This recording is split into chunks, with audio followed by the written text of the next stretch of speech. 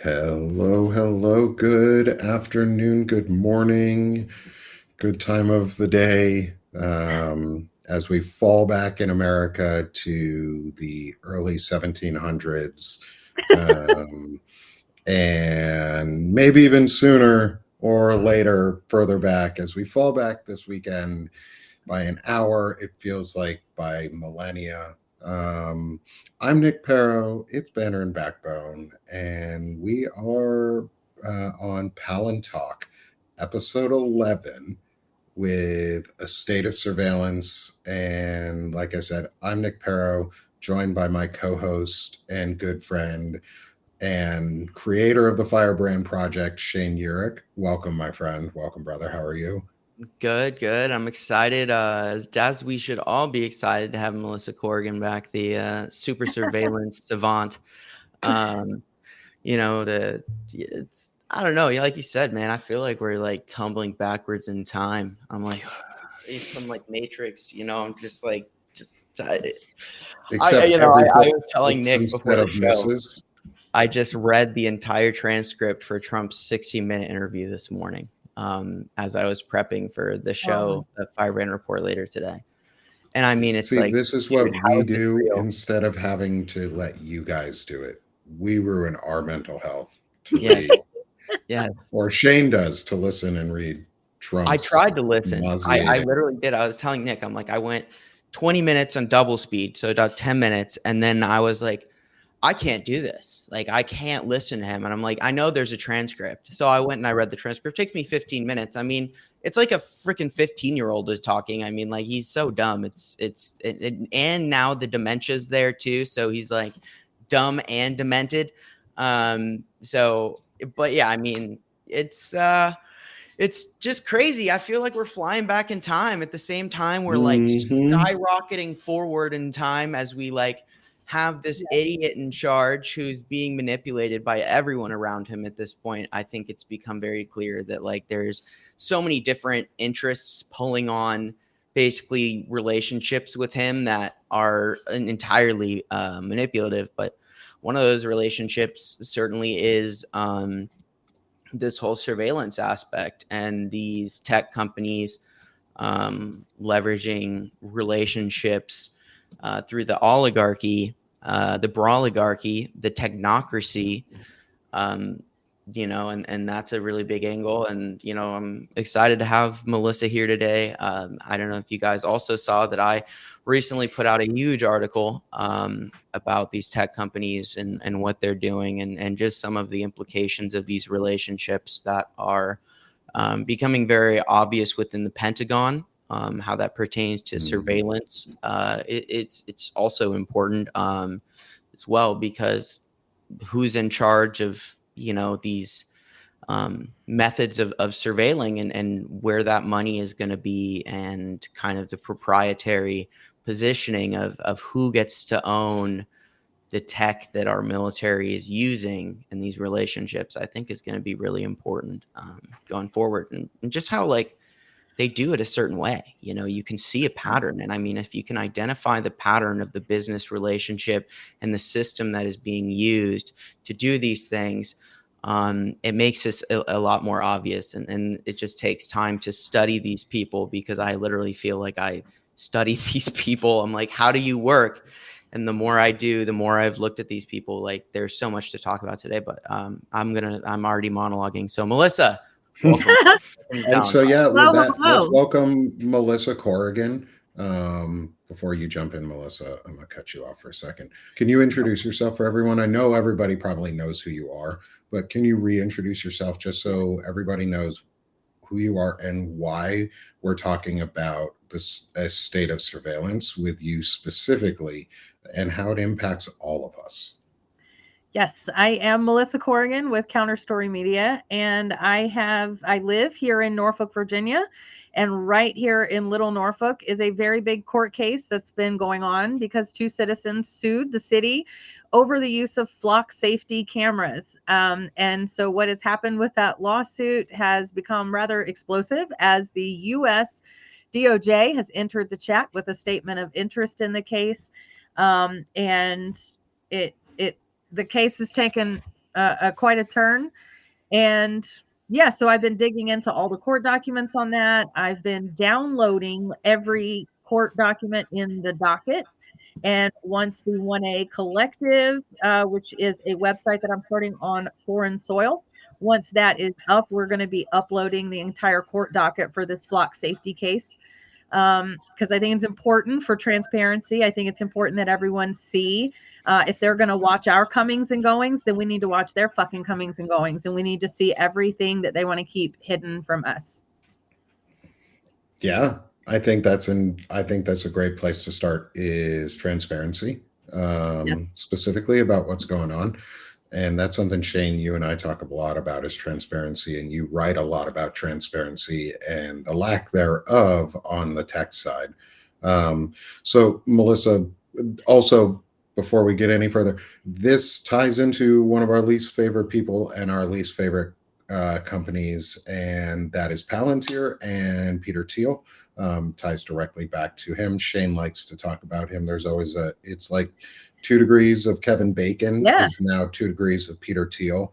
And at least with 2 degrees of Kevin Bacon, or 5 degrees, whatever it was, of Kevin Bacon was fun. This is deadly.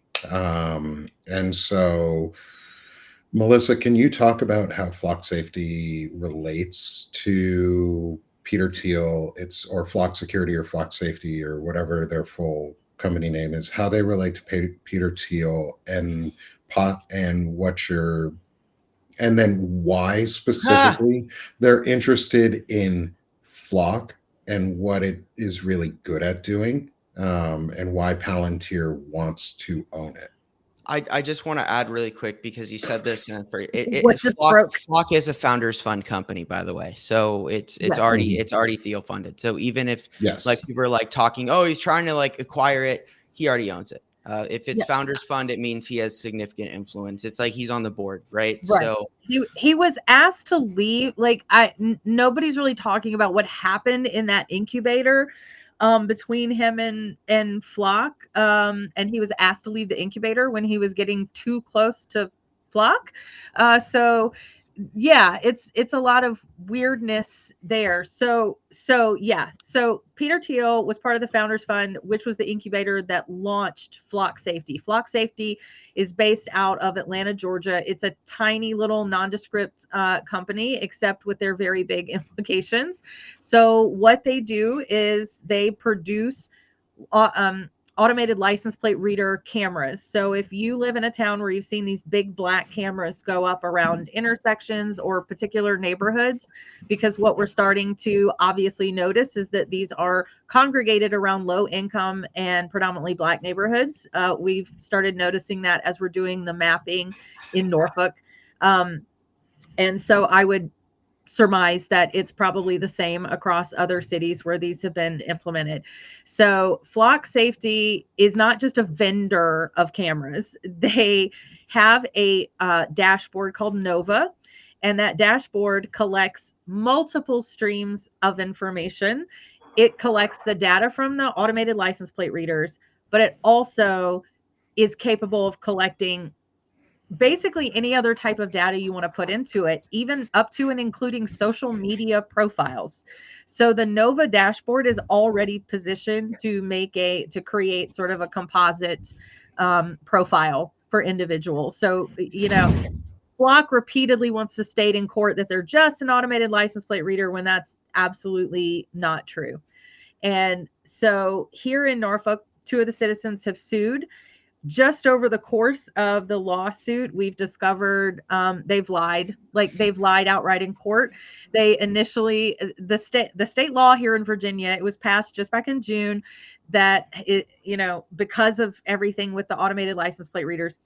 So the state law in June that was passed in June says that you can only keep the data for 30 days. So in the process of court discovery, the judge requested the tracking data on the actual plaintiffs, on the 2 people that are suing the city.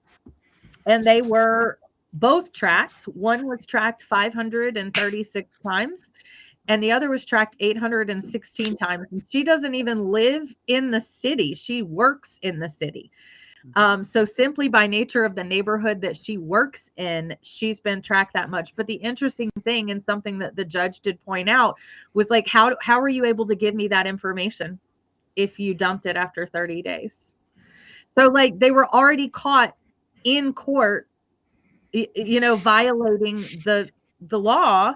And their excuse was that because some of that monitoring did happen before June, that law wasn't in place, and whatever. It's semantics.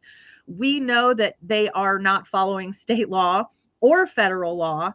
A few months ago, a woman in Texas was tracked across state lines from Texas to another state to procure an abortion and back, and she was tracked. Over 83,000 flock cameras were used in tracking her across state lines, and that would require a federal warrant under normal circumstances. To surveil someone across state lines would require a federal warrant. That was not their jurisdiction, and to date, nothing has happened to the police department that engaged in that search, and that woman has been arrested. So they did arrest her. Right. So we're at a point where how long has she been arrested? The precedent, she was released, but the fact that they were able to even secure a warrant for her arrest based off of illegal surveillance, like that's what we're talking about. Right. And so as I've totally dug into the flock situation, it's really become apparent to me. I call it a mesh network of surveillance that's happening. So underneath flock, you have private companies that are also engaging with flock. It started with FedEx was one of the first ones. So FedEx trucks have cameras on them. Not all FedEx trucks, but you can see them when you're in traffic. If they have a black camera on the back of the truck, they're capturing license plate data and sharing that. Home Depot, Lowe's are two private entities that have jumped on. Home Depot shared that information with ICE, which is how ICE showed up every morning to pick up migrant workers, because Flock was providing them the surveillance to do that without a warrant, all of it. Because part of the situation when you have vendors like Flock will sell to individuals. And they have sold to individuals who run HOAs. So just in our city, we have 3 HOAs running flock cameras, and they literally just assign a person in an HOA, just a dude like Craig down the street, can now monitor the comings and goings of your neighborhood as he's on the contract with Flock. That enables rapists and predators and abusers to just, which is without warrant, freely monitor whoever they want. Which is not That's just disgusting. That's not just a maybe. That's literally happened. That's happened within law enforcement. Law enforcement officers have used the Flock system to stalk ex-girlfriends, ex-wives. Like that's already happened. And here in Norfolk, part of the situation in the lawsuit that is so egregious to me, the day I saw those cameras go up, I tried to find some information about them, and I could find nothing. So a few days, like less than a week after the camera went up outside my neighborhood, our local NPR ran a story on it where they interviewed the chief of police, and they asked him, what's the data plan on this? Like, how long are you holding the data? Who's using the data? We're writing it. So they launched, anybody in IT knows how fucking bonkers it is to launch surveillance cameras with no data policy or plan in place from day one. So ultimately, there were 4 months where there was no policy or plan in place, where law enforcement officers were accessing the cameras. We don't know what for. They don't need a warrant. The only thing they need is a box to enter cause. And like that's what happened in Texas with the woman. The officer literally entered in the box for cause, had an abortion, search for female. Like they can write whatever in that little box. So we're talking about Flock, right? And it's already like really overwhelming living in an area being served by Flock. Okay. So I'm sitting at my usual little coffee shop, which is in the next town over. And something about investigative journalists, like, we're nosy as fuck. Like, I always watch people and listen, right? So next to me, there were a table of obviously slick corporate types, and two of them were wearing polo shirts with Axon on it. So I was like, what's that about? So while I'm sitting there, I'm Googling what is. And Axon is just like Flock, except Axon is a little bit slicker because Axon, they do have equipment that they sell, but they much more rely on private surveillance cameras that are already security cameras that you have. Axon just takes all of that data from pre-existing security cameras, and they also have a dashboard, Fusus, and Flock plugs into Fusus. When I say a mesh network, we're talking about so many different companies that are all plugging into these extremely powerful dashboards, and most of them are feeding back to Peter Thiel in some way, shape, or form. So, Yeah, I mean, so if you don't mind, I just like you've just like you've dropped a lot of stuff. It's yeah, all very important, but I wanna go back. I want to touch on some things because I yeah, think everything you just laid out, there's a common core here. The issue is a black hole, or not even black hole, a void of regulation, an entire void of regulation. Me and Nick talked about regulation last week. Okay. Accountability, regulation, but the reality is that you're looking at a court case, right? The judge is like, why do you have this data? Well, the obvious answer is, okay, we can only hold it 30 days. That doesn't mean I can't export it to the cloud and hold it forever. Like, right. But the whole thing, I think that I'm starting to, is where I've landed. And I think everything you said just makes it so abundantly clear.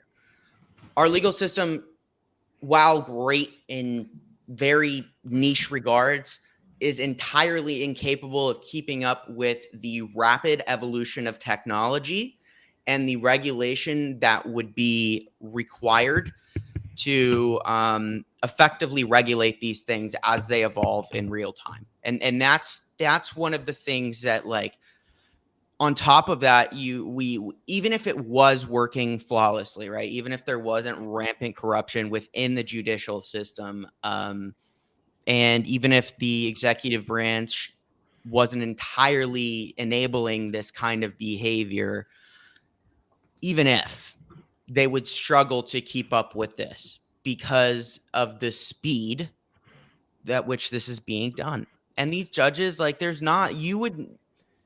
needed to be a team of people within the federal government, probably under, I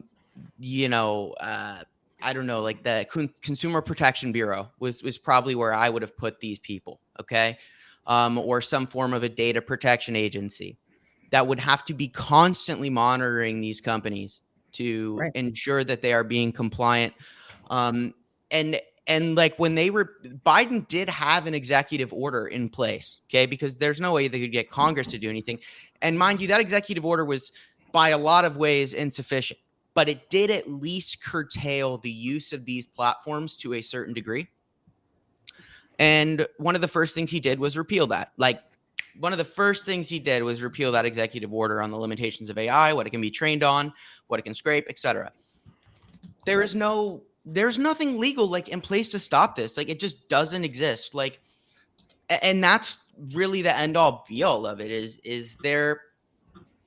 And it sucks because I sit here and I love, like, just to be clear, I love this court case. I think it's showing a lot of things, but I also, like, am a big believer in, like, just be honest. I don't think this is going to go anywhere because I think that I've already seen in the last week, you're looking at the FCC approve some crazy shit. Pfizer just got some other company. They purchased it's like a weight loss pill company last week. Okay. And it got approved a week early. And there was a higher offer from a European company. But the FCC went straight to Pfizer and they pushed it through for them like that. Right. So like, you have so much influence in the federal government at this point where, like, just to be entirely candid here, it's non-functional, it's non-viable. There is no regulation. It's gone. And the judges can order whatever they want and they don't have to listen. Like, and SCOTUS just said, you know what? They overruled the lower courts again. Tariffs are all him. I was reading it this morning. Like, there's there's no accountability. There is no regulation. And, like, talking about what you're saying is so important. And I think the court case discovery, there are certain things that come with that are valuable because you can still get more information through discovery than maybe you wouldn't before. But in terms of like accountability, there will be no accountability other than what we manage to put in ourselves. And I think that it's hard. I don't have a great answer for you guys. Like, what do you do? At this point, I'm like, you know what, like, fuck them. Like, I'll walk around my, my fingers up because I know you're watching me. Like, it's impossible to get away from these things. Like 800 times in driving, like and it's hard because, like, what do you do? What do you do? There's nothing to be done. And that's where I hate to say this to you guys, but like, I want all the viewers, I want you to understand there is nothing to be done because you have been failed by your government. They have failed to regulate these things, and corporations are going to do this to you. That's a fact. And the only way we change these things is through legislating and through real legislators being in Congress so that they can both state and federal. Yeah, because even the states aren't prosecuting. Like, why is the state not prosecuting? Like, we've seen people have been calling for the states to prosecute. Like, they say, okay, well, we can put ICE people in jail, then fucking do it. Like, do it. What is the disconnect here? Like, you either say it and you threaten, like, they're still suing. Like, it's like we're screaming over here at Banner and Backbone. There needs to be substantive action. Like, no more idle threats. Like, no one has held him in contempt yet. Like, I remember months ago, they're like, they might hold him in criminal contempt. As what's going to happen. They're getting closer to criminal contempt. They're not going to fucking do it. They're not going to do it. Same with these companies. Right. Yeah. I feel the same as you. Like, I'm at this point, it's, I don't know. I don't want to sound too, because now you have, so I figured a way out of my neighborhood. My son showed me like sort of a little back road that goes around, and so I was like, okay, cool. I have a way out of my neighborhood where I don't have to pass a flock camera. So that's what I was doing. I've been going out this little back alley of my fucking neighborhood. And then they plug the fucking Ring cameras in to the flock dashboard, and my across the street neighbor's Ring cameras pointed at my front door. So I'm like, you know what can we do? I've seen people, there's like tape you can purchase, like some kind of special tape to put over your license plate. You can do things like that.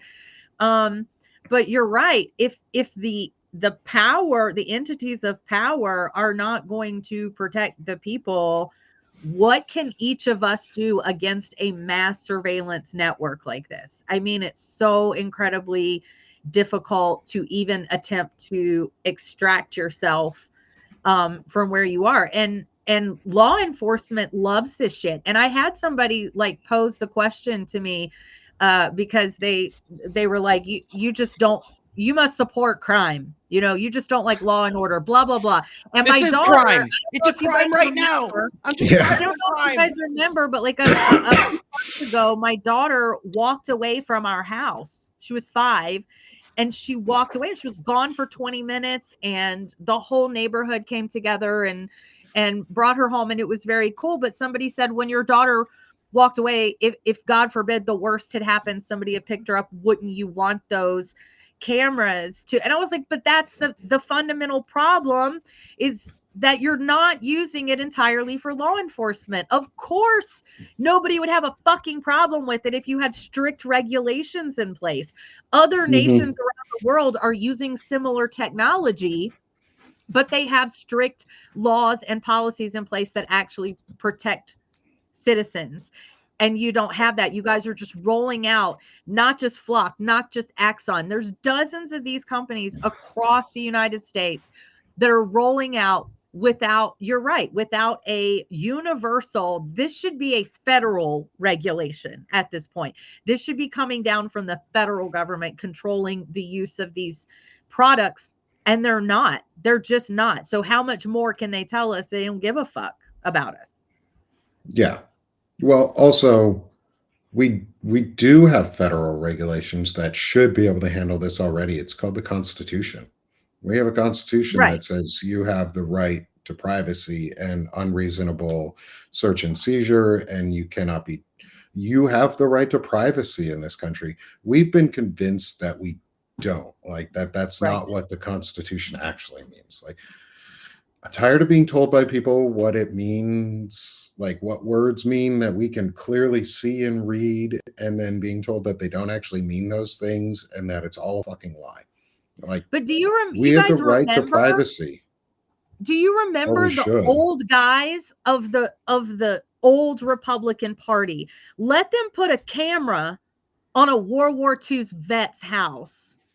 Like, they would have lost their fucking mind. So that's where I'm super confused, like how the conservative party lost like that piece of it. My granddad was a World War II vet. He was a Reagan conservative. But if there had been a camera anywhere on his fucking road recording his comings and goings, he would have ripped it down with his bare hands. Like, so that's where I'm confused, where they've utterly brainwashed that like section of hyper independent, small government, get the fuck off my property conservatives. Like, where are those guys? Well, I think like there's like it's an important point you're making, and I think that I always go back to this quote, and it's come from a lot of different people, but words are the lens through which we choose to shape reality. Okay, it's very much so that the word conservative has been redefined intentionally so that it can be used to justify the actions of these wealthy people. And it doesn't like that. They're not me and Nick, we're conservative. What we're arguing for is conservatism. We want the government to mind its own fucking business. And I would consider a small government a government that provides essential services, the socialism aspect. I think we all want the government to stay the fuck out of our business, provide people with healthcare, affordable housing, food, and basic necessities, to invest in clean energy so that our environment doesn't fucking kill us. Like, those are the things that government should be doing, not all this other shit. Not being conservative. The stuff that the Republicans are fighting for, they have been fighting for. They have convinced people that a word means something it doesn't, that being surveilled is to be free. It is Orwellian as fuck, guys. Like, it's double speak, okay? Like, there is no way around it. They have convinced people that supporting a surveillance state is patriotic, that stripping their own civil liberties, supporting the eradication of their own civil liberties is freedom. Like, it is that backwards. That is where we are right now. Like, that is the narrative. It's, you don't get to be give us your freedom, give us your money, enjoy poverty, and that's freedom. So, like, I saw a commercial the other day on YouTube, because I was watching on my TV, so I can't skip them. But it's like, there's like, we millionaires, we have it hard too. And I'm like, what the fuck? No, the fuck you don't. What the fuck? Like, you're literally pushing propaganda to be like, normalize millionaires. Like, oh, millionaires have it hard too. You can't afford groceries. I got to manage 7 properties. My life is so hard in my fucking fancy ass kitchen. Like, seriously, like the level of of propaganda, of all of this. It's like, my eyes are open. Like Nick's eyes are open. Your eyes are open. Yeah. But if your eyes aren't open, like we have to understand that propaganda works because they use it because it works. So They this use is where propaganda it gets to be a messaging war. And part of what I've been doing, I'm now on another 30-day ban from Nextdoor because I won't stop fucking talking about this, because there are cities, to give a glimmer of hope, there are a handful of cities across America who have rejected these systems. Denver among them. They said that the city voted and said, we don't want the flock cameras, take them down. In Evanston, Illinois, they told Flock to take them down. The citizens voted, they came together and said, we don't want them. We didn't know what this was. We don't want them. All right. So the city tells Flock to take them down. Flock is like refusing. So the city sent out people to put bags over the camera until they would take them down. And then the city caught Flock employees taking the bags up. Like, what? And then on top of that, I just read like 3 days ago. So they decided the people don't want them. They finally ordered them to take them down. They got them taken down. Then they see more. So they start digging. How about the Flock is leasing poles and putting them up on their property so they can why do you want to surveil those people so bad if the people didn't? Because then they argued in court in Norfolk that they're just a vendor. We're just a vendor. That's not how vendors behave. No, vendors only vend products. I'm going to Vendors sell don't. this to you, and then I'm going to take it Yeah. back if you don't want it. That's it. Yeah. They don't then buy the land to put their product up and refuse to take it down when the populace has said, take it the fuck down. And Right. the populace has done everything in their power peacefully to get you to take it down, to include covering them. Like, that's a big old sign that, and then you get caught doing it, they should be sued into oblivion. Right. Because they are now leasing buildings in cities that don't want them so they can place camera, like an empty building. They just lease a building to put a camera up. What the fuck do you want that for? If you're not doing what you swear to God you're not doing, you know what I mean? Like, come on. Yeah.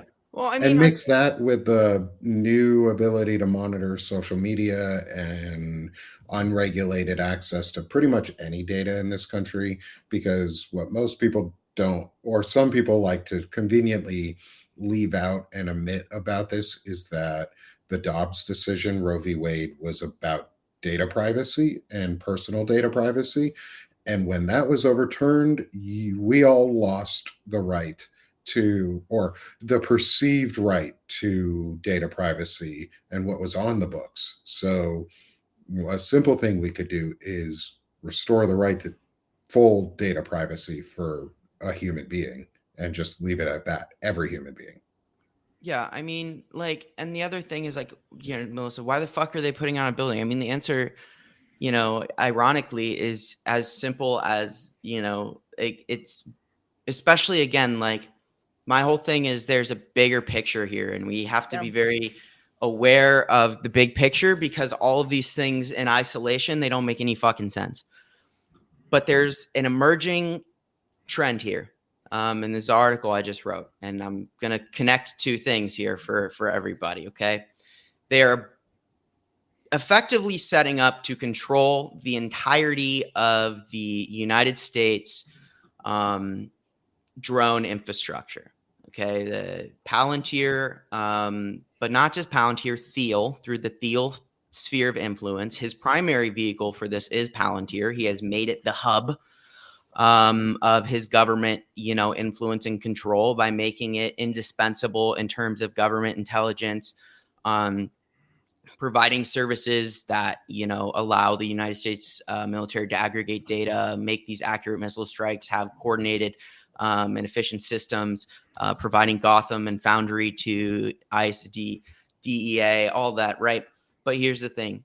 What you now are starting to see with this information that is coming out, with Doge going into the Pentagon, with the explicit instruction to expedite drone development, the development of these drone programs, is you are seeing the creation of a feedback loop that would create a monopsony within the privatized influence of Peter Thiel. All these companies, and read the article. I'll give it to Nick to link because it's too much for me to go into in depth here. But there is something called the United States National Drone Association. The entire board itself is chaired by Thiel associates, Thiel loyalists, and all of these guys also happen to be former U.S. Special Operations Command individuals, all deeply involved in the special forces, historically in the Pentagon, in positions of power. So not only have these people sold out their country, they've also betrayed the values of the United States military and are now acting to use their influence within the Pentagon to basically funnel all of the DoD contracts for these drones back through the feedback loop that would give a Thiel-controlled entity, the United States National Drone Association, the ability to guide the distribution of contracts. Okay, and then you have all of the drone infrastructure under their control. You pair that with all of these founders-funded other Thiel entities like Flock, and then they feed that data into that same loop. So you have the surveillance sphere within, and I guarantee you that if we apply the same logic that I go through in that article, and I talk about the way he goes into it, and there's basically 4 steps where he will go through each of his primary goals, and in doing that, and I'll like pass it to you really quick, Nick, because I want to go and find those 4 things and just read them to you guys, because I think it'll help make sense. I don't want to read the whole article, but it's just like a concept here. But, I'm going to go grab that really quick while I'm passing the ball to Nick or Melissa. Yeah. And so real quick, a monopsony, and Shane, you may have just described this too, I totally blanked out, is the control of the means of production and the means of distribution. It is a monopoly on both ends where you have no option other than that single monopoly. It is a true monopoly. They just like to call it monopsony because it adds a cool, funky name to it and yada, yada, yada. But yeah, it's all about Peter Thiel owned companies and his thirst for power and influence and control over military tech. Dude, you nailed it. So you just said 2 of the 4 things. So when we look at anything Peter Thiel is doing, there's 4 primary goals. And I encourage each and every one of you to take these 4 things, because these 4 tools, these 4 goals, it is the key to deciphering the strategy that Thiel uses to exert control over these things. And there's 2 things I want to talk about. So there's the 5. There's like the feedback loop itself, but then there's the 4 primary goals. And this is the first step. You want to look, because the first goal is influence. How are they going to influence whatever industry, system they want? The second is control. You're looking for how are they establishing control.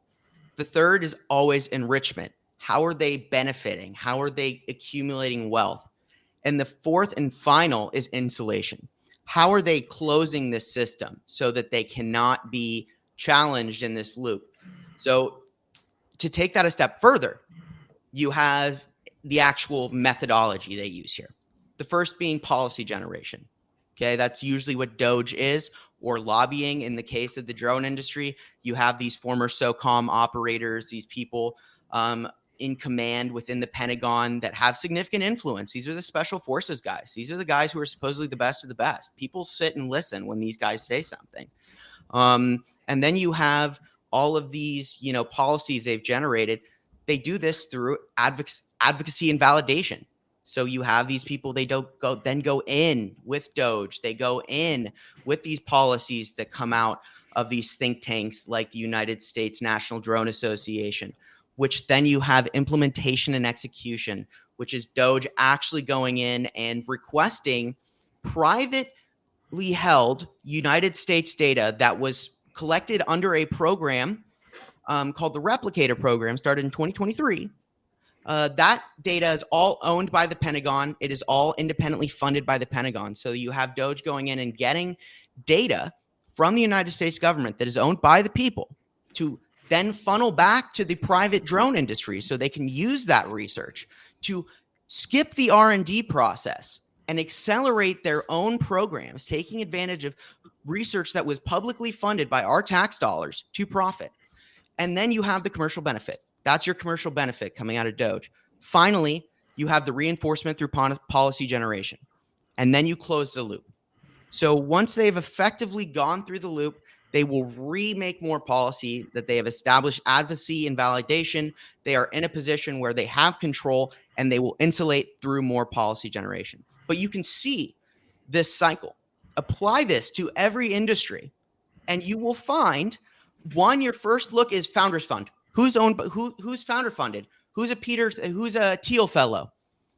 You'll find it everywhere. It's nuts. I mean, it's like everybody in these groups, but there's a genuine pattern because we've talked about this. Nick mentioned this.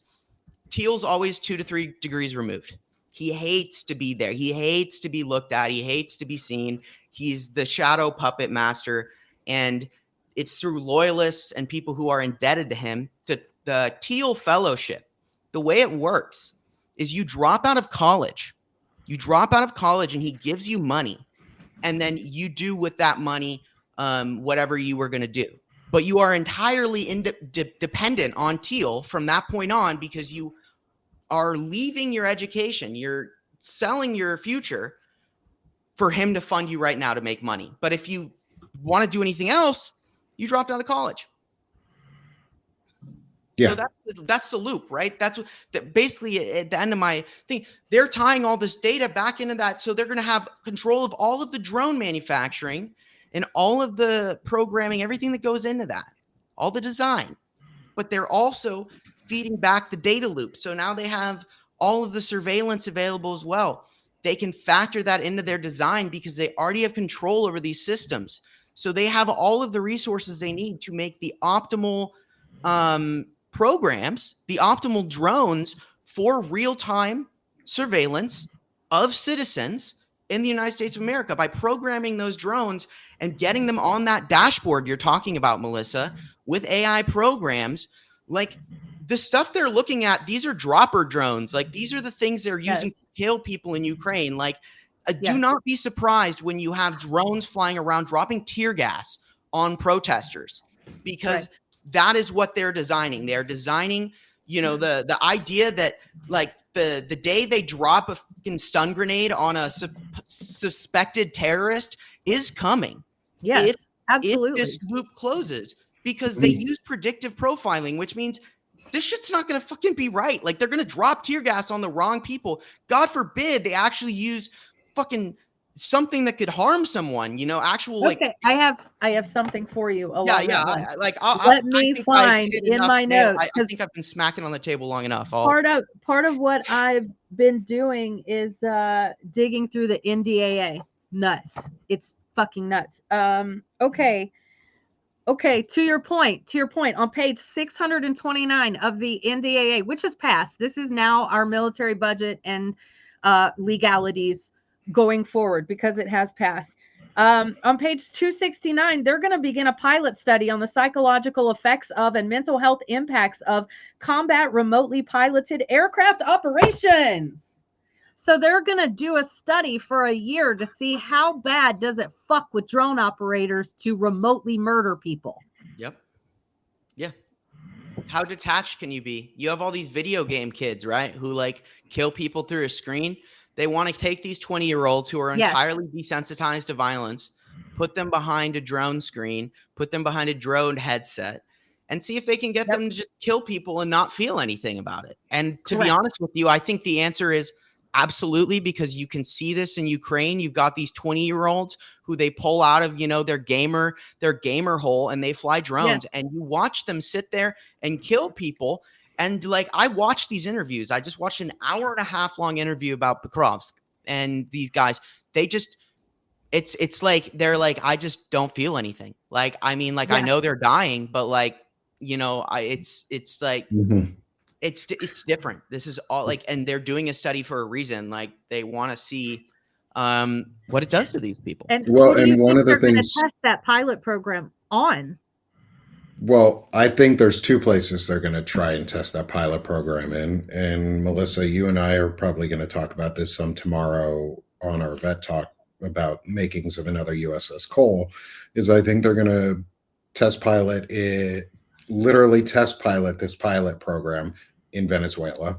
And they're going to test pilot it in US cities because they've already said we have to train like we're at war in those dangerous cities, which just meant any city pretty much and anywhere now. Is we're going to start seeing US drones, military drones, much more prevalently in the skies in the US. Even if you don't see them, they're going to be there. Right. And I they'll don't know test over what they're. Canada if they can get away with it, and over Mexico if they can get away with it too. Because why wouldn't they? So I don't know what their timeline on this, like all of this is. One of my close friends, her nephew is a drone operator for the military, and they were having a conversation, and she said something about people organizing a resistance, organizing some pushback against this regime. And she said, but you can't even talk about that stuff or you'll have men in black at your door. And she said her nephew laughed and said, oh, we don't need to send men. We'll just hit them with a drone. Yeah. Mm-hmm. Fly an FPV into a building with a mortar shell on it, boom. Like I cannot begin to I really, because I watch probably too much GoPro footage of what real combat in Ukraine, uncensored. That's just me. I want to see and understand what's going on because it's coming, and I cannot begin to describe to you how fucking horrifying it is. This is the first war where I will never experience exactly what Nick or Melissa did when they were in a war zone. I will never be able to experience that.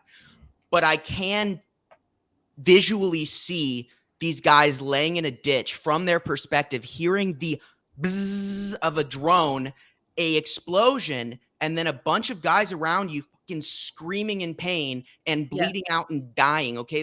They can do this without seeing a singular fucking person. This is it's unbelievable.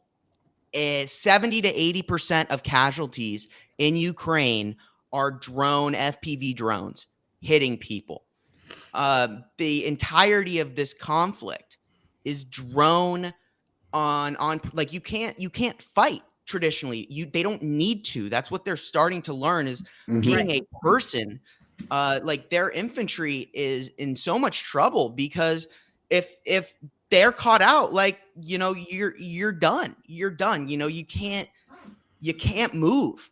You can't move from a position unless it's nighttime. If you're surrounded and they're able to operate drones within 15 kilometers on either side, that means that if your position itself is within 15 kilometers of a gray zone or where they are, you still can't move. If they really roll this shit out, they really do it. I'm not kidding you. And they say, you know what, curfew, martial law, and you step outside your house, they will drop a fucking grenade on your ass. They will be able to do it like that.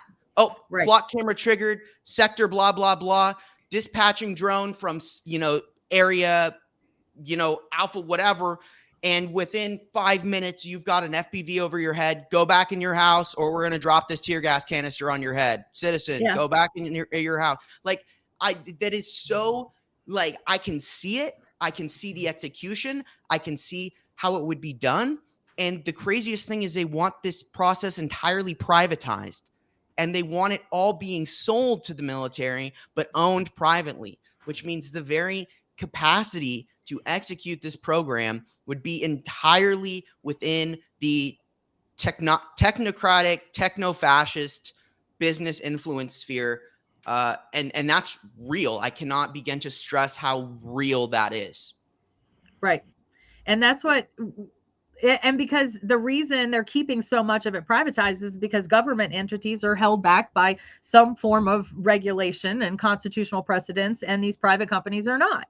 So if you keep it privatized, you skirt around all of those, like Flock is doing with the Fourth Amendment case. It's not the Fourth Amendment because technically it's a private company that gave us this data. FedEx gave me the data. So FedEx can't violate your Fourth Amendment because they're not a law enforcement entity. So, like, that's the way they're doing it. And I mean, it's common sense. We can all say, okay, but at the end of the day, you still surveilled me without a warrant. Like, just because you got a vendor to do it but it doesn't matter. That's the legal loopholes that they're finding to fly those little drones through. Nick, what are your thoughts, man?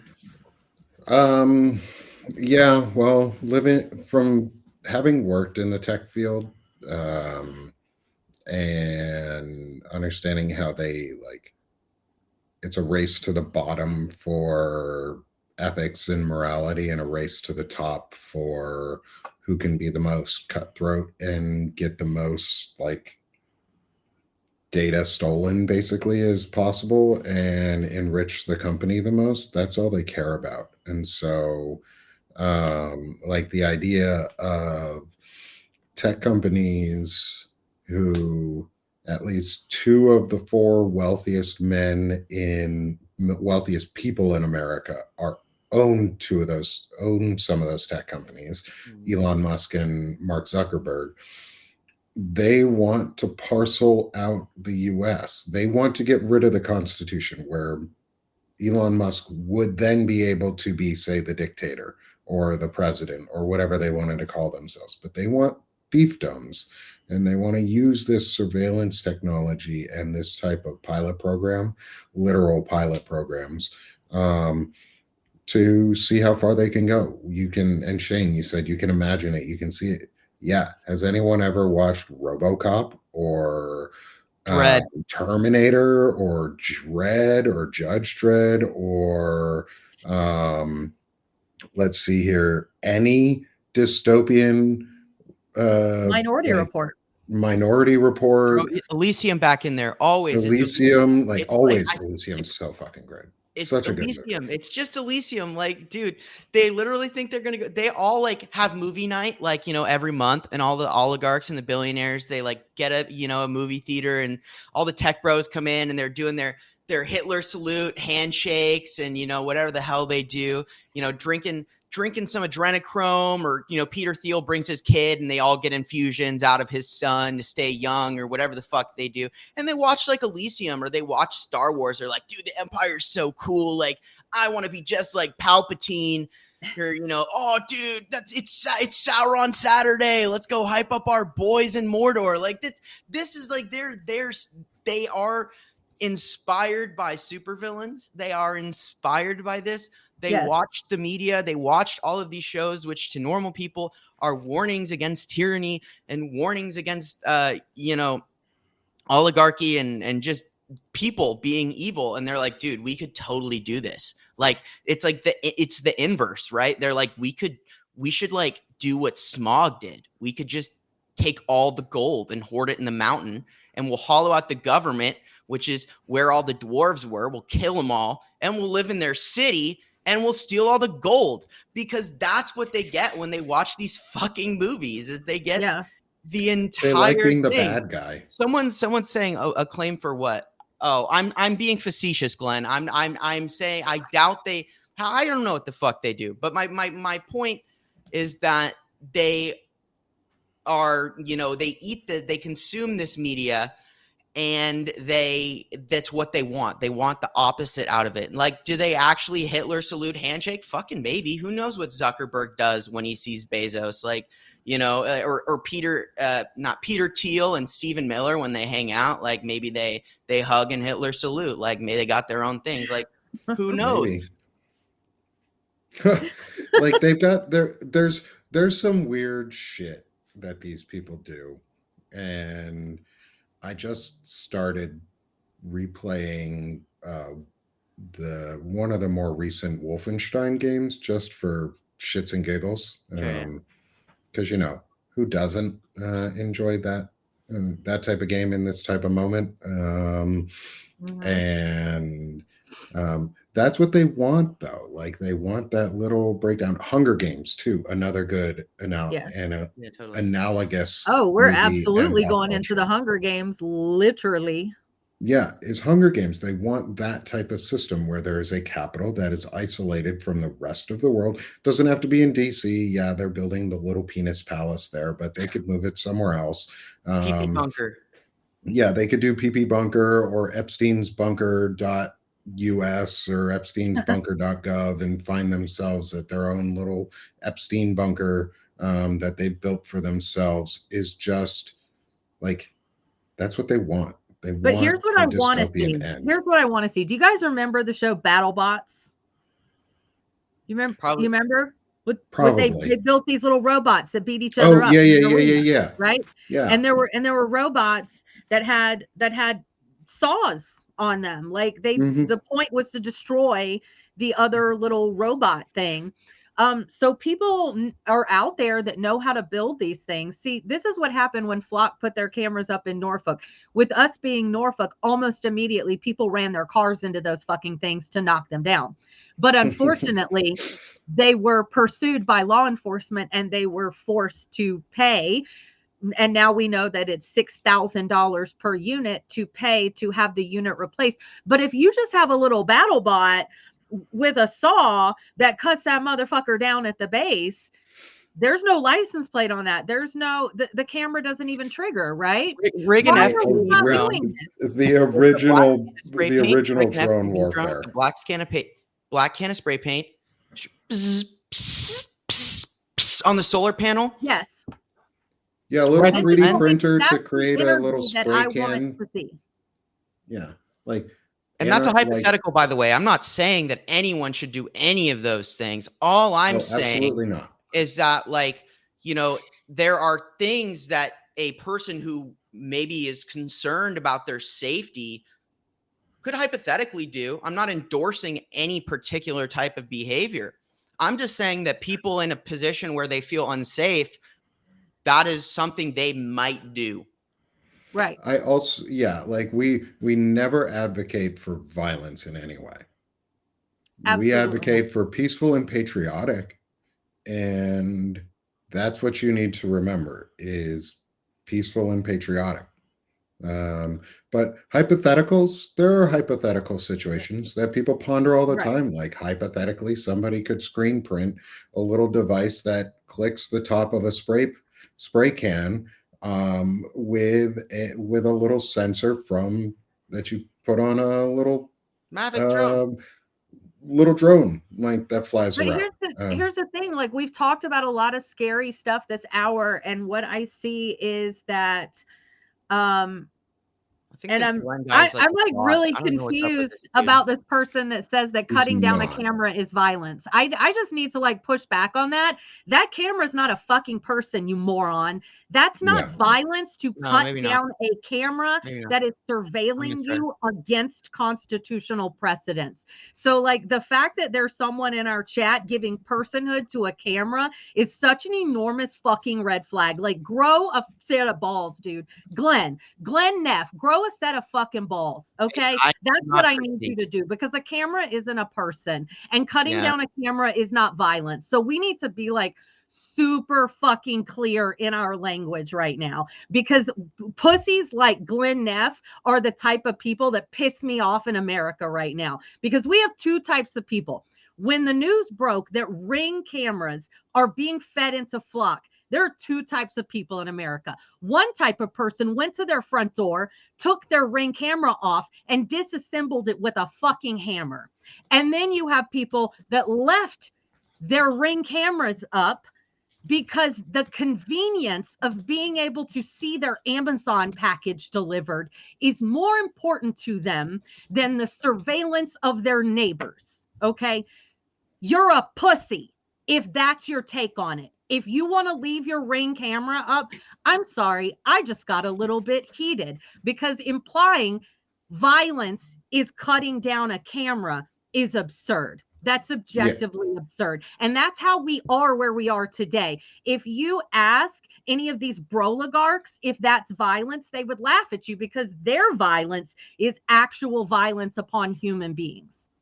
Jesus fucking Christ. It also... You go off. Go off.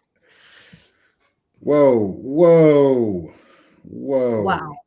We All are right, not Glenn. gonna just... Goodbye. Bye, bud. We're not gonna just insult. Like, just to be clear, I asked Melissa Glenn, and call her a I asked dingbat. you in the chat as well to clarify your position. Instead, if you're just going to ad hominem attack, like, that's very unhelpful. Like, just to be clear, like, yes, like, he's gone Melissa for maybe everybody else. Yeah. Melissa may be passionate, but like what you said, and I also interpreted what you said in the same way she did. So please understand that you're not, that's not acceptable to just ad hominem. Like like maybe it might upset your ego a little bit to have someone come at you like that, but if you want to maintain any credibility, you got to come back with, like, clarify your position. That's why I messaged you. Could you please clarify? And by choosing not to clarify and ad hominem, sorry, bud, like, yeah. So he's not here anymore, I would think, but I just wanted he's to not. like I clarify booted that, him. and I wanted and like, this is part of back you, what, like, Melissa, because everybody should be at my level of anger. And the fact that we are being steamrolled by these corporations and lackadaisical politicians is because everybody's not at my level of rage, because everybody wants to sit around and PC talk each other and police each other's tone and language instead of what we need to be doing to stop the oppressive regime that is stripping our rights by the fucking second. But if we're all tone policing and over here chatting with each other about is cutting down a camera violence, get the fuck out of here, honestly. Like, well, it's like, and to be clear to anybody else who might be confused on it, the quote, it was in quotes, was from Glenn, was, "We won't advocate violence, but we'll laugh at the right violence." No, we won't advocate any violence. We're not laughing at violence. No one it is not violent to protect your neighbors and yourself and your right to privacy that you are guaranteed by the Constitution by not being fucking surveilled all the time. You did not opt in also on your original subscriptions and services in terms of agreements with any of these providers, specifically Ring, without notice of terms of service change like that. They're risking their own fucking lawsuit. So Melissa's 100% right. And I put this out the other day too, was history is the reason we are where we are right now in history is because so many men have told women to tone it down when the moment demanded that we turn it up. And we need to stop being afraid to say the truth and pushing back and correcting ourselves. Yes, but not just throwing out random ass fucking quotes. And then when you get called out going in all caps, "No one said that, dingbat." I take that personally to an offensive to my friend. I mean, I did call people pussy, so I'm going to own that as well. But that's that's an anatomy part you can talk about. I call people penises and testicles all the time, but you're coming. It was warranted, and I'm sorry that y'all, if anybody feels like that wasn't, to me, it was. Is the violence that is being perpetrated right now is violence against your rights and your privacies and the people that are in your neighborhoods and the people that live near you and the people who aren't fucking doing anything. Violence is being ripped out of your home in the middle of the night by fucking Black Hawk repelling ICE agents in a Chicago apartment building and being a child and having to hide under a bed or be hidden in somebody else's house. Violence is attacking a woman and making her have to be dragged back to a state because she decided to get an abortion somewhere else. So no, I don't fucking buy the idea that protecting our rights and protecting the people around us in non-violent ways is violent. Like Yeah. Those literally cameras, dumb as Flock shit. use those cameras to send and uses those cameras every day to send the information to ICE so that ICE can go out and perpetrate violence upon people, including children. So if Yeah. you Yes. think my suggestion of cutting down a camera that causes that is violent, Hypothetical. It's a we hypothetical. inherently do not agree, like on the Hypothetical option. definition of violence. We don't. Yeah. Because I And don't we're think cutting also, down an inanimate object is violence. That's totally bonkers to me. Totally. yeah. And we're also not advocating. We are hypothetically speaking of these are how people resist in places. It is seen in other countries when surveillance comes into neighborhoods that people actively do not agree with, they cut them down. They get rid of the surveillance. They put bags over them by getting the state or the city to say this needs to happen. And then they do. And then the company decides to go around the town by removing the bags. It's not violent to enforce the rule that says they should and cannot be there. That's not Right. violence. That is There's- But I've been enforcing and upholding the rule of law. I think part of my energy comes from like people like me, Nick, and Shane have been covering this shit for 10 months now. We've been reading every single executive order. We've been watching, and then we turn around, we get off Substack and we go out in the world and we just watch most Americans act like nothing's going on.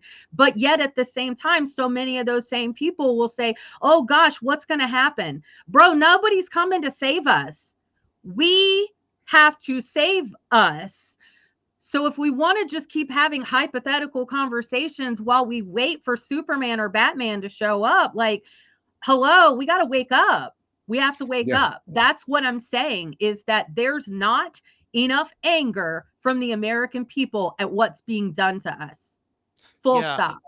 I agree. And I think that, Do there's, you want to launch us into space a little bit, Shane? I have one and last thought, boil and then I was our gonna say and get our blood it's time to get pressures the fuck down? off of Earth because it sucks here right now. But I have one last thought, in regards to all of this. And the reality is that in a country where you have a system of checks and balances and an existing constitution that is to exist to ensure certain rights, but when the enforcement bodies of that constitution laid out by that constitution, specifically the entities that interpret that constitution and the legality of that constitution, what falls under the protection of that constitution, and the bodies that are supposed to hold those people accountable. When a system like that fails, and you look hard at a government that has been laid out in a certain way, you find that in some of these systems, you have there is a lack of redundancy past a certain point, where the actual system itself lacks a oh fuck button in a glass case where there's nothing to hit once X, Y, and Z are no longer viable. And there's this kind of idea of in some cases, the kind of unwritten clause, the open-ended clause where it's like what's necessary to maintain the rights The of fabric of people our union. in this country, and the values of what that stands for. And in those cases, advocating for something that a social contract would be like, as something like property, right? Well, damaging any property is against the social contract of the law. When the law is not being universally applied, to apply that harshly to yourself to protect an oppressor within that system is entirely counterproductive. You have to be able, and you cannot be rigid in a time where the system is fluid, because to maintain rigid, like, even if you want to take this to a military, like a military example, a team in combat, in an operation that is static, that doesn't adapt to an ongoing situation, doesn't react to things, but plays only by certain laid out like protocols, is going to fail in a operation where you have unknowns with a flexible enemy. The same applies here in this story, where you have a country that is going through all of these similar things. The population itself, if they remain static, if they remain within a box, if they box themselves, I'm not saying that this country should take up pitchforks and torches and go and hurt people in this situation, but they need to be flexible in their options, and realizing that, they have to be able to operate flexibly within the framework they're in. Otherwise, they are going to fall victim to that system that's been built around them on the framework that they were previously following. So with all of that said, that's just food for thought, especially when you're talking about something like, I don't know, spray painting a camera so that it can't watch, somebody, like saying, oh, that's destruction of property. What if everyone in this country went out and, got a can of spray paint and spray painted every single one of these cameras with a ski mask on in this hypothetical situation, who knows? Like, maybe that would be something where it's like look at the Berlin Wall, look at all of these things, look at history. You think these people just were like, yeah, well, it'll work itself out eventually? It's not how that goes. And they had to be flexible, and they had to be dynamic, and they had to advocate where they could, when they could. And we need to keep that in mind when looking at situations like this country that I'm kind of describing here that could exist. So with that said, this country that could exist, let's go talk about something that does exist that we don't know a whole lot about. And that thing is Neptune. Let's go to space. Not just space, but Neptune. Today, we're going to do a little show and tell. Let me get something. I'm going to show the intro to this video. I love this guy, by the way. This, if you Awesome. like space, this is the premier space YouTube channel. But his voice is also chef's kiss. And we won't share tons and tons of time of this just for copyright reasons, so that we don't get any violations. But I'm going to share a small segment of the intro just so everybody gets to see. And then we're going to jump to a spot that Shane wanted to get into, which is Triton versus Pluto. And so I hope you all enjoy a little bit of change in pace, like we always do, to get away from the politics at the end of it and reground your mind by going somewhere else. So enjoy a little bit about Neptune first, and then we're going to see some cool stuff. This is really neat. If you were to look up into a clear night sky with your naked eye, what planets would you see? Technically, if conditions were right and you had very good eyesight, you would be able to see all of them at one time or another. All of them, apart from Neptune. It is the smallest of the icy giants, and also the furthest away. It's a wonder we found it at all. And it is a place of wonders. Ginormous storms that rise and fall, super fast winds that are almost supersonic, icy rings, and enigmatic moons hinting at a violent past. Of all the planets, it's the one we know the least about. But Yeesh. I've had so many freaking phone calls today from people I don't know. Just by the way, if you ever get phone calls from phone numbers that you don't recognize, don't answer them. You have no obligation, thinking about privacy. You have no obligation to answer a phone call if you don't know who that caller is, and don't convince yourself that you have to answer those phone calls, because you don't. And if they don't leave a voicemail, then they're not worth calling back. Anyway, that interrupted for a second in our Neptune video, but I want to leave it there for before we skip to the first part, is we know the least about it. And this is so cool that we're starting to find more about Neptune and all of the shit that's around us.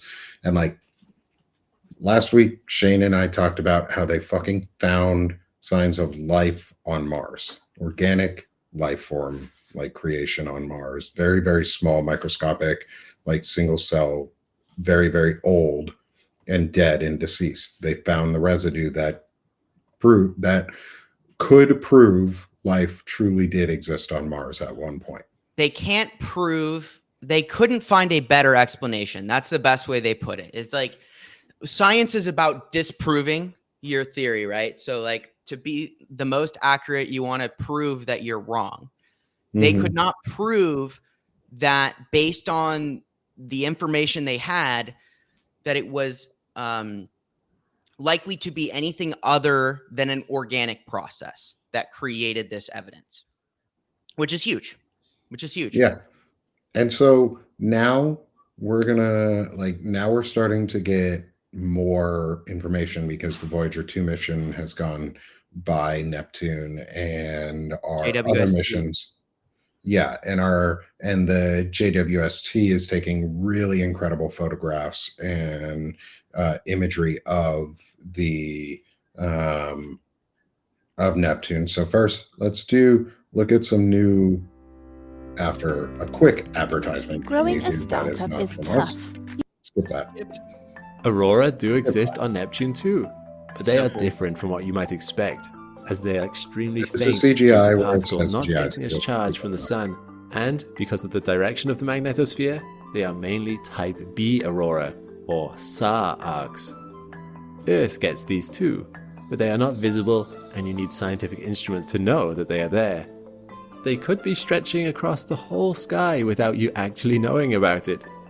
Another difference with the SAR arcs of Neptune is that they are not only found around the poles, but rather are around the mid-latitudes of the planet. However, although they are faint, we recently were able to capture images of them thanks to the powerful near-infrared detection of the James Webb Space Telescope. In March of 2025, Webb released these shimmering images of Neptune's mid-latitude aurorae. So cool. Look at that. So they get cool. auroras on Neptune. That's cool. I can't even see the aurora here in Arkansas, but you can see it on Neptune. Like all over it. Yeah, and it's like on top of that, like you can't see it. Like you could see every planet except Neptune. Like Neptune is so far away. I believe it's 13 years. I think they said it would take 13 years for 12 or 13 years to get a spacecraft to Neptune. Like, and it's really hard to get there. The orbit of we haven't even seen an entire orbit of Neptune since its discovery. It takes that long. And it's like I want to say it's 140 something years. It's so long it takes for any of these things to happen that we've been able to observe these things, and it's like just 165 years. Huh? 165 years. There you go. Yep. Crazy. Insanity. Yeah.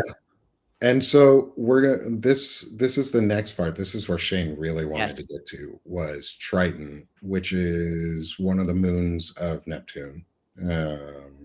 And it shares some characteristics with Pluto that Shane thought were really cool and wanted to share. And I thought they were really cool too. So we're going to share them because why not?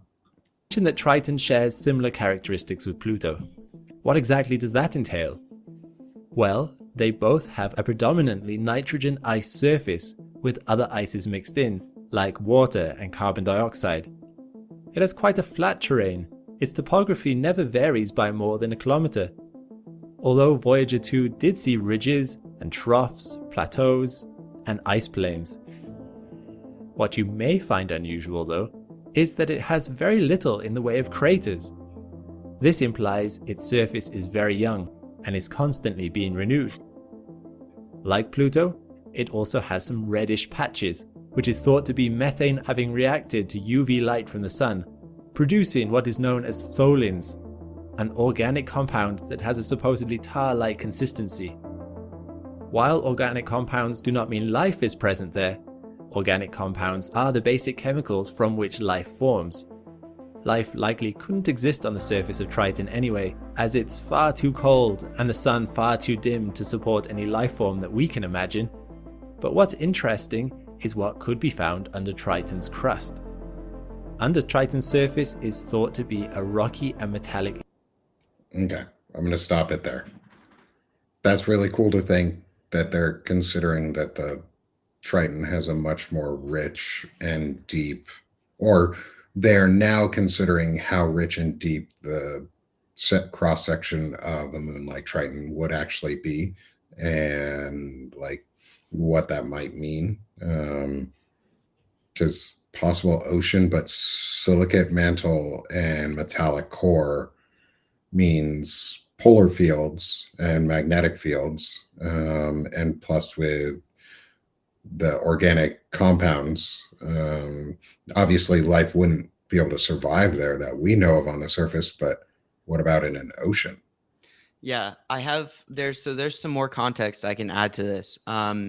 Specifically, Triton is unique because Triton is suspected to be a captured object, which means that it wasn't formed by any sort of collision or anything like that when Neptune had some sort of catastrophic event that would have created any of these other moons. So, no, Neptune acquired Triton.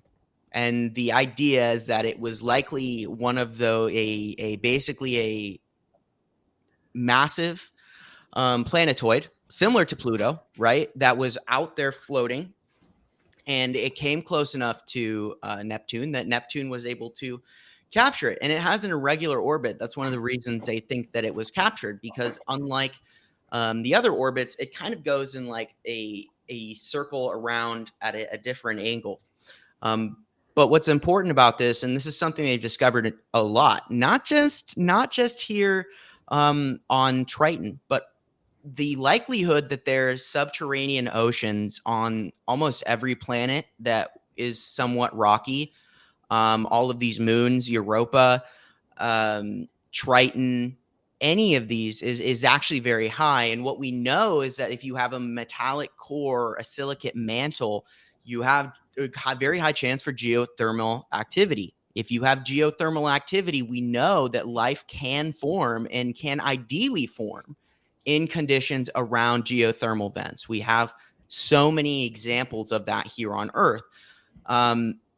So the reality is that we have a subterranean ocean on Earth. Like we know that we do. There's one on Mars. A lot of the water gets stripped from the atmosphere of these planets via whatever, depending on their magnetic field and whatnot. But what's interesting is that you do have subterranean oceans everywhere, and that water might not be that rare.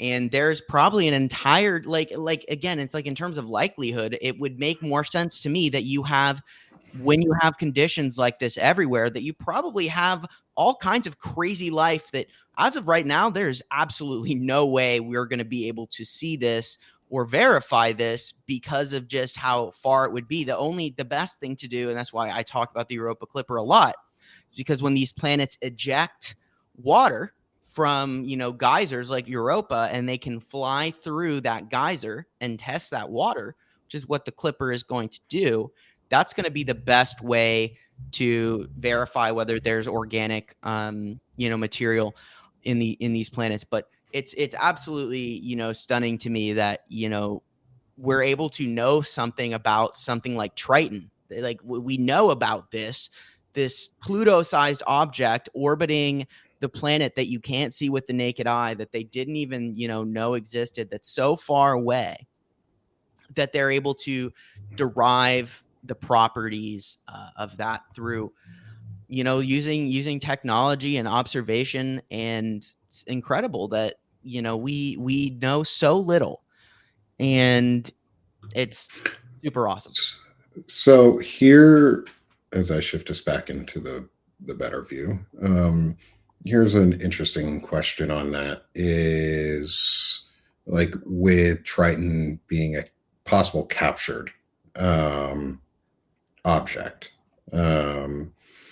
What would you think of, or are there speculation that it is a captured object from planet X, is what they call it, is that hyper, because there's a theorized real ninth Earth planet. that's out. Yeah, like super Jupiter, that's outside, that's on the very, very far edges of our solar system itself, and is at such a slow, irregular orbit that it's really is hard for us to figure out where it is. You think, are there any speculative ideas on where Triton came from as a captured object? So I believe what we're talking about, and correct me if so out past Pluto is the Oort cloud. Yeah. So in the Oort cloud, you have all of these objects, and there's a lot of them. And one of the things is that, you probably have from the more chaotic time within the solar system where you have the planets forming, you're having these collisions. It's likely that there were some objects that were ejected into the outer areas of the solar system.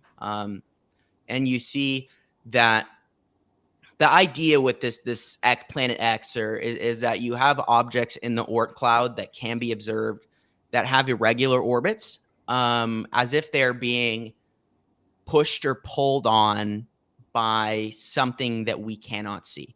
And it's important to note that Neptune itself is hard to see, that it was actually only found because someone noticed how it was interacting with other planets and other stellar bodies, and they could mathematically predict where Neptune would be if you looked with a strong enough microscope. And that's how they found it, because of the interactions with other bodies. So the idea is that if there is something out there that far, we would have a very hard time seeing it. And it's not that like we don't have the tools to see it. It's that where do you look to catch it at the right time? We're talking about Neptune having 100 and you said 65-year orbit, Nick. So Yeah. where do you look to capture this planet? And it's likely this is like, a dark world. It's like there's probably not much going on, but the idea in itself is that I think it's possible, but it's so hard to confirm that. We just don't know what's going on out there, and you would have to look at these objects that are out there in the Oort cloud that are around Pluto, and see, if these orbits, especially probably some of the far out planets, my guess would be if like you look at that orbit and you see a point where maybe it gets pulled or elongated, right? As if there's something else pulling on it. But, it's really hard even to capture the scale of our solar system in terms of size. And once you get out to the point where the light of the sun is so weak, and, if there's not a lot of ice on this planet or something that is reflective, this planet X, there's not like a good chance that we'd see it. That's one of the things about like Neptune is it does have all these gases and ice and water and things in the atmosphere. So it is going to appear brighter. It's going to be more reflective. But I think to say it's unlikely is just as valid that it is likely, because you have to interpret data, and I think anything is possible in a long-winded manner. No, that's worth a good answer. I wanted a long-winded answer. So, but with that, let's return us back to make sure I get the right one here. Is return us back to Palantalk so that we can wrap up our show for today. And hopefully I didn't just crash everything out. Oh, that was weird. I don't know what just happened to my next screen. Anyway, we're going to throw up some captions here in QR codes so that everybody can get their word in here at the end, and do a self plug, because we want to make sure everybody grows. And as I shove a banner and backbone over Melissa's face there for a second, is first, come support the network. All three of us are collaborators here on the Banner and Backbone network. We work together all the time. I really value my two friends here and the work that they do, but also just the friendship and knowledge that they share, and self-awareness, and abilities to correct themselves and move on from mistakes. So first off, I want to say we may have overreacted a little bit ago in our heated moments, and someone has been unblocked from future conversations. However, I'm still going to say this is we cannot capture all the chat all the time, and it's hard if you are, say, being sarcastic and in a moment when passes by us and we can't see it. So be aware that in heated moments, we want to make sure that we are clear in our words and our language. And so I wanted to make sure that Glenn knew that we are not upset when it may have been an overreaction, but we also need accountability on both sides. Is take accountability that your words were wrong too, dude. I was wrong in calling you out for some of it, but you were also wrong. So with that, come join Banner and Backbone, grow with us, become part of our growing community where we learn and we fix ourselves and we move forward, and we move forward fast, but we don't break things. We move deliberately and we create things here. And with that, I'm going to hand it over to my friend, Melissa Corrigan. If you can sell yourself, tell people where they can find you, how they can support your work, and any exciting things that may be coming up for you in the next couple days. Yes. So I want to just confirm with that Glenn reached out to me and he did not say that taking down a camera was violence. People subscribe to me for I was a sailor, my potty mouth came out. And so I will apologize for the words used, but not necessarily the message that I was conveying. So I will say that. So I love the chats and the conversations that we have in these chats. And I truly wish that Substack had a better way to capture these and make them a little more accessible to us as we're doing lives, because sometimes it like really flies on by. So I'm going to be in DC on Wednesday. On Wednesday, a large conglomerate of local DC organizations are beginning a sit-in. They are going to be surrounding the Capitol building and the White House. And in their words, it is going to be continuous nonviolent resistance until. And so if this goes as it seems that they are planning for it to go, I'm anticipating that this is going to be another Occupy type situation, which would explain a lot of the preparations that have gone on in DC, including the 8-foot barrier around the White House, the removal of food and water vendors from around that area. So I want to see, this is part of what supporting my work does. I have been an independent journalist for going on 20 years now, and something I covered Occupy for the Examiner because I want to be on the ground and I want to provide you the view through my eyes, through my camera lens, on the ground without a media spin. I'm not just going to take video of National Guard acting out or protesters acting out. I'm going to show you what it's actually like on the ground. So that's what I'm doing Wednesday. Quick trick up and back on the train just to put my feet on the ground as they kick off this sit-in and see what's actually going on. So if you want, I'll be going live probably around 11:30 with Banner and Backbone from the National Mall. So you can see this event kicks off at 11. So you'll see it as it unfolds. Yeah, and we'll have information out. We're going to be doing this as part of and on top of our running show that we do every week with the Centered America guys, because they do a lot to get the message out, and this is a great way to continue getting that grassroots organization spread even further.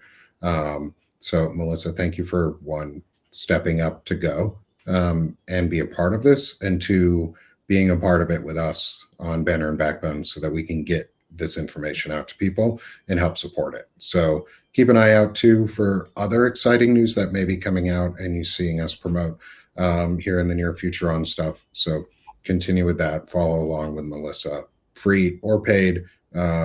Money helps. She's got like 10,000 kids, as Wash would say. But no, come support Melissa. She's awesome.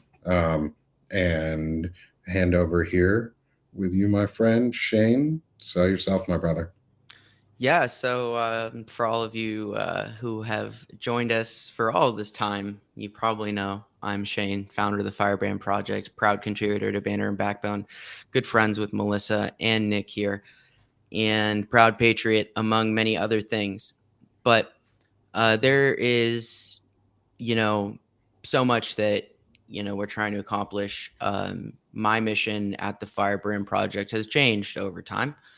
And where I'm at right now is to provide information in a way that is not accessible through media in a lot of the avenues that we have. So my primary focus, among other things right now, is to bring you guys the Firebrand Report. It is a daily show where I give a real analysis of headlines, not just reporting the news. I'm not telling you what happened. I'm telling you why I think it's important.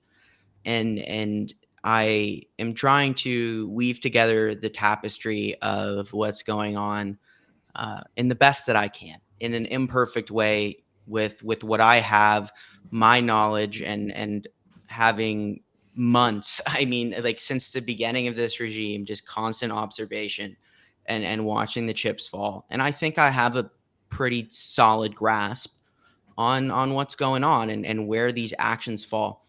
So that's one of my primary focuses right now. The other is to, like Banner and Backbone, facilitate discussion between all kinds of different creators. And one of the things that I love to do are my Firebrand United live streams, where I work with other creators and we have a targeted or organic conversation.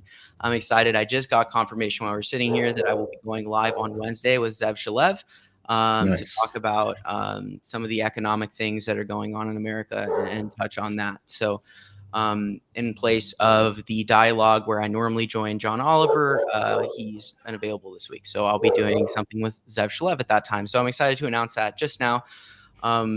But yeah, if you want to support, my work, I do the Firebrand Report every day at 2 p.m. Western, 5 p.m. Eastern. I highly recommend you come. It's an hour. I'll go over 3 things, sometimes 2 things. Today it's going to be 2 things because I'm covering Trump's 60-minute interview, and I want to give that a little bit more time. But I really put a lot of time, and that's where a lot of my effort goes throughout the day, is to deliver most I can in that particular show. With that said, I am super grateful to everyone who has come out and helped, each and every one of us. So like, if you want to help keep us going, paid subscribers is by far one of the best ways to help us out. Keep doing this, because it is hard to bring you this kind of content. And there's a lot of mainstream media that's just not doing what Melissa does, what Nick does, and what I do. And they've settled for the status quo. And it's important now more than ever, as patriots and Americans, to make sure that we support people like Nick and Melissa who are doing the good work. and all the Banner and Backbone contributors. So that's a great way to help us out. And if you are able to do that and support these guys, please do. Myself last, I think they deserve most of the support.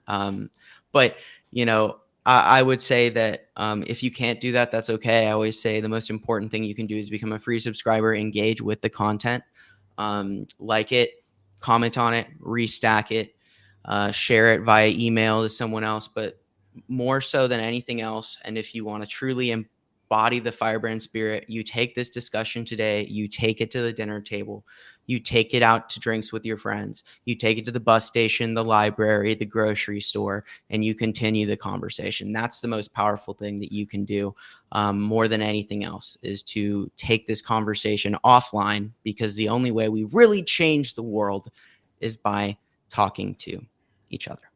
So thank you guys. Thanks, man. Thanks, brother. Appreciate it. And definitely subscribe to Shane. He's an incredible young man doing a lot of incredibly detailed and thorough and smart work. And I'm glad to work alongside him. So thanks, brother. And with that, I'm going to I unveiled it a little this morning, but for those on Banner and Backbone, y'all haven't seen it yet, is a new logo design that Stephanie Wilson has been helping put together for Sick of This Shit Publications. And I want to get some of y'all's feedback on today. So this is our new test logo. Cool. I'm really enjoying it. So come join me on my main logo, or my main publication, which is Sick of This Shit Publications. It's where I do my chronic illness discussions, and more focus on just general community building and community engagement with ourselves, and building a real online and open and accessible space for people to be seen and visible and not feel alone. And care about your mental health, as well as a mix of veteran issues in there, because I'm a vet and I get to talk about those issues. So come join me there. I'm doing a 50% off sale right now during November, and all the support helps, especially as we get closer to the holidays. It's going to be tough for everybody and tight for everybody. But think about us if you can. But like Shane also says, is free and paid. Free is the most powerful, because you help us get the word out. And then share, restack, forward emails, do all of the things to just build out your own sphere of influence, and just put it out there.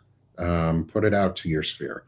And then, like I said, and like I showed at the beginning, support Banner and Backbone itself. Come become a free or paid subscriber with the network. We're doing some incredible stuff behind the scenes to get more things out for folks like Shane and Melissa on working on a show together, and getting them highlighted much more often and a wider audience, and collaborating and building what you guys all seem to want, which is more of us and less of the mainstream, lamestream, corporate, fake fascist idiots who just want to ruin our lives. So thank you again, everyone, for joining us and being a part of today's Palantalk with myself, Nick Perro, with my good friend Shane Urich, and with our friend and colleague Melissa Corrigan. We will see you all again next week. Shane and I will be back every Monday, as always, at 1 p.m. Eastern for a new Palantalk. And look for us throughout the week on various shows on Banner and Backbone on our own platforms. And for our special on Wednesdays, Melissa gets into DC and we get to do some live reporting from on the ground for the sit-in. So thanks, everyone. Go do something. Go be actionable today. Engage with someone and share this message for everyone to hear. Thanks, y'all. See you again soon.